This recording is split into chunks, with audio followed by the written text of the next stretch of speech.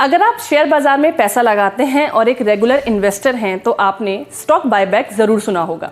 TCS ने हाल ही में अपना स्टॉक बायबैक का ऐलान किया है। ये बायबैक 23 मार्च तक खुला रहेगा। इसके जरिए कंपनी 4,500 रुपए प्रति शेयर के भाव से करीब 4 करोड़ शेयरों का बायबैक करेगी। इस बायबैक की वैल्यू 18,000 करोड़ रुपए बताई जा रही है। ये तो रही टीसीएस की बात, लेकिन सवाल होता है कि आखिर स्टॉक बायबैक क्या चीज है। नमस्कार, मैं हूं तनुजा यादव, आप देख रहे हैं zbusiness.com।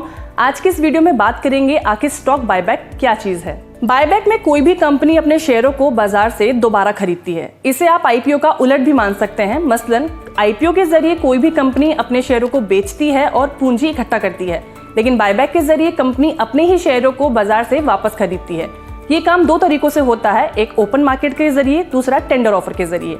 अब समझते हैं कि बायबैक कब और क्यों लाया जाता है। दरअसल किसी भी कंपनी के पास कैश फ्लो जब ज्यादा हो जाता है तो वो बायबैक लाती है। कंपनी कभी भी अपना बायबैक ला सकती है। बायबैक लाने के बाद कंपनी में प्रमोटर की होल्डिंग्स पहले से और ज्यादा बढ़ जाती हैं। कंपनी ऐसा इसलिए भी करती है क्योंकि जब बैलेंस शीट में कैश फ्लो ज्यादा हो जाता है तो वो कंपनी के लिए अच्छा नहीं माना जाता, इसलिए कैश को शेयरों में बदल दिया जाता है। इसके अलावा एक इंपॉर्टेंट पॉइंट ये भी है कि अगर कंपनी को लगता है कि उसका शेयर अंडर वैल्यूड यानी कि कम आंका जा रहा है तो अपने शेयर की कीमत को बढ़ाने के लिए भी कंपनी बायबैक लाती है।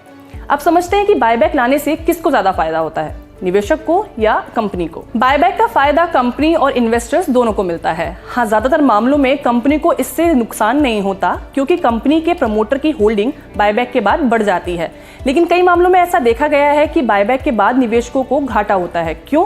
क्योंकि कई बार जानबूझकर कंपनियां कम भाव पर बायबैक करती हैं, जिससे निवेशकों को नुकसान होता है। तो ये थी स्टॉक बायबैक की पूरी प्रोसेस। अगर आपको ये वीडियो पसंद आई है तो इसे लाइक और शेयर करें और जी बिजनेस को ट्विटर, इंस्टाग्राम और फेसबुक पर लाइक करना ना भूलें।